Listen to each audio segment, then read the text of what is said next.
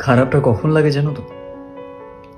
যখন দেখি যেসব মানুষগুলোর সাথে একসময় খুব ভালো সম্পর্ক ছিল, আজকে রাস্তায় দেখা হলেও তারা কথা বলে না।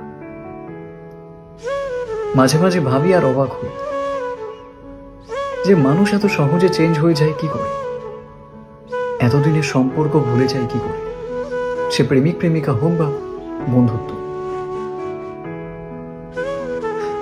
তাই এসব দেখতে দেখতে না এখন মানুষের ওপর থেকে বিশ্বাসও হারিয়ে ফেলেছি, আর মানুষের প্রতি ভালোবাসা। নতুন করে আর কারোর প্রতি ভালোবাসা জন্মায় না, টান জন্মায় না, মায়া জন্মায় না।